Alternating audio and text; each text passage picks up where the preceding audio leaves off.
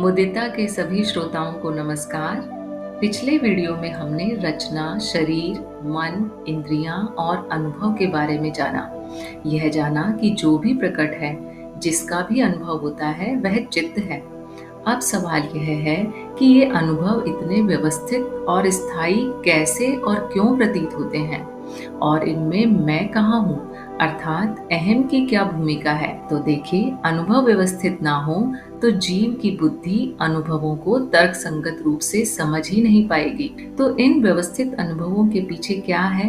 चित्त में चलने वाली क्रमबद्ध और नियमित प्रक्रियाएं।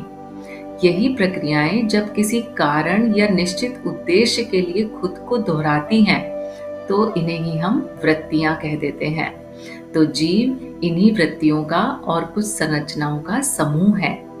तो जीव की वृत्तियां प्रक्रियाओं के कारण है और प्रक्रियाएं नाद रचनाओं यानी वाइब्रेशन पैटर्न में नियमित परिवर्तन है। तो दोहराव को वृत्ति कहा जाता है और चित्त इन्हीं दोहराने वाली वृत्तियों का समूह होता है, जिसमें मैं अर्थात अहम भी एक चित्त वृत्ति ही है। तो ये तमाम तरह की चित्त वृत्तियां क्यों चल रही हैं?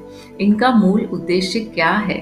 तो गौर करेंगे तो पाएंगे कि सभी चित्त वृत्तियों का मूल उद्देश्य उत्तरजीविता यानी सर्वाइवल है, अर्थात जीवन को बनाए रखना। तो अहम वह वृत्ति है जो कि उत्तरजीविता के लिए बहुत जरूरी और महत्वपूर्ण है। तो अब चित्त में चलने वाली प्रक्रियाओं को थोड़ा और गहराई से समझते हैं और फिर उसके बाद अगले वीडियो में हम इन प्रक्रियाओं के पीछे जो नियम काम कर रहे हैं उन्हें भी समझेंगे। तो हम शुरुआत करते हैं नाद से यानी वाइब्रेशन से। तो नाद से नाद रचना बनती है। नाद रचना यानी वाइब्रेशन पैटर्न। ये वाइब्रेशन पैटर्न स्टैटिक नहीं होते, यानी इनमें गति होती है, बदलाव होता रहता है और इनके परिवर्तन से ही अनुभव बनते हैं। पर कैसे परिवर्तन से? क्या किसी भी परिवर्तन से? नहीं, सिर्फ नियमित और क्रमबद्ध परिवर्तन से। तो ये नियमित परिवर्तन जब खुद को दोहराते हैं यानी साइक्लिक रूप में जब होने लगते हैं, तो वही प्रक्रिया कहलाती है। यानी कि प्रक्रिया क्या हुआ? प्रक्रिया एक विशेष प्रकार के परिवर्तन का दोहराव हुआ, इससे कि ये वाइब्रेशन पैटर्न यानी नाद रचना व्यवस्थित होती है, संयोजित होती है और उसमें जटिलता आती जाती है, और ये जटिलता ही किसी अनुभव के रूप में दिखाई देती है। अनुभव या तो कोई वृत्ति या कोई संरचना, जैसे पेड़, पौधे, जीव आदि। तो ये नाद रचनाओं का चक्रीय परिवर्तन यानी कि प्रक्रिया ये अनंत प्रकार की हो सकती है और हर प्रकार की प्रक्रिया एक अलग प्रकार के अनुभव को निर्मित करती है। लेकिन हम केवल उन्हीं प्रक्रियाओं की चर्चा करेंगे जो आसानी से हम अपने आसपास देख सकते हैं और जो हमारे अनुभव में है। तो क्योंकि मानव शरीर एक जटिल नाद रचना है, तो उसी को आधार बनाकर हम इन प्रक्रियाओं को समझने की कोशिश करते हैं। अन्य जो संरचनाएं हैं, पेड़, पौधे, जीव जंतु आदि या पहाड़, नदी, नाले आदि, इन सब में भी यही प्रक्रियाएं देखी जा सकती हैं। किसी में धीमी और किसी में तीव्र हो सकती हैं, कहीं पे सरल तो कहीं जटिल हो सकती हैं। तो सबसे पहले जो ध्यान देने योग्य प्रक्रिया है वह है चक्रीय यानी साइक्लिक प्रोसेस। तो शरीर में चलने वाली श्वसन की प्रक्रिया एक साइक्लिक प्रोसेस है। इसी तरह से शरीर में भ्रूण का गर्भस्थ मां के शरीर से पोषण प्राप्त करके एक शिशु का आकार ले लेना, ये क्या है? स्वयं संगठनकारी प्रक्रिया, सेल्फ ऑर्गेनाइजिंग प्रोसेस। इसी तरह शरीर की त्वचा जब कट या छिल जाती है, तो कोशिकाएं अपने आप ही उस जगह को भरने की प्रक्रिया प्रारंभ कर देती हैं और इस प्रक्रिया को कहते हैं रेप्लिकेटिंग प्रोसेस या प्रतिकृति की प्रक्रिया। शरीर जैसी जटिल रचना जब नष्ट होकर सरल हो जाती है, तो इसे विनाशकारी प्रक्रिया कहते हैं। शरीर के सारे आवेगों के पीछे जो प्रक्रिया काम करती है, कहीं शरीर में कुछ भी दर्द होता है तो तुरंत वहाँ पे जो आवश्यक कार्य है वो शुरू हो जाता है, या भूख लगती है तो खाना खाने का कार्य शुरू हो जाता है। तो ये सब क्या है? सिग्नलिंग प्रोसेस यानी प्रेरक प्रक्रिया।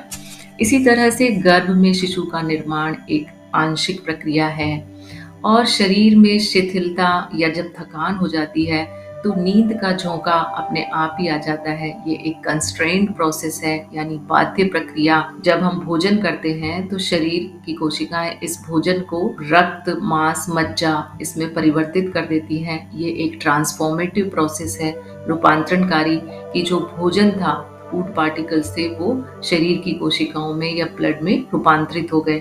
अब शरीर में जो बदलाव हो रहा है वो एक जटिल प्रक्रिया है। इसी तरह से हृदय की जो धड़कन चल रही है व्यवस्थित रूप से, वह एक कलनीय प्रक्रिया है।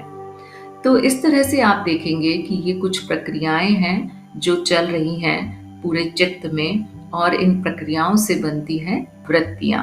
जैसे कि भूख लगना एक वृत्ति है, तो जब हम भोजन करते हैं, भोजन करने की प्रक्रिया, फिर उसका पाचन की प्रक्रिया, फिर उसके उत्सर्जन की प्रक्रिया, इन तीनों प्रक्रियाओं के मिलने से क्या होता है, फिर से भूख लगती है। तो भूख लगने की वृत्ति के पीछे ये तीन प्रक्रियाएं काम करती हैं। तो किसी एक जीव का जो विकास क्रम दिखता है वह चित्त के विकास क्रम का ही छोटा सा भाग है, जिसमें कोशिका से सरल जीव बनना, सरल से बड़े और जटिल जीव बनना, और उसके बाद मनुष्य का जन्म हुआ। तो सभी अनुभव नाद रचनाएं यानी वाइब्रेशन पैटर्न्स मात्र हैं, और नाद रचनाओं में विकास क्रम चल रहा है। तो मौलिक प्रक्रियाओं को जब हमने देखा तो देखेंगे कि दो प्रकार की प्रक्रियाएं ही चल रही हैं। पहली सृजन की, जिनसे कुछ बन रहा है, सरल से जटिल हो रहा है, और दूसरी विनाश की, जिसमें जटिल से सरल हो रहा है। परंतु अगर हम और ध्यान से देखें तो सिर्फ परिवर्तन मात्र है। सृजन और विनाश भी चित्त के द्वारा आरोपित है। तो हमने देखा कि मूल रूप से जो भी प्रकट है वह अलग अलग दिखता जरूर है, पर वास्तव में नाद है। नाद से नाद रचनाएं हैं, नाद रचनाओं से प्रक्रियाएं हैं, और प्रक्रियाओं से वृत्तियां, जो कुछ नियमों से संचालित हैं। तो आज के लिए इतना ही। अगले वीडियो में हम चित्त के नियमों पर विस्तार से चर्चा करेंगे।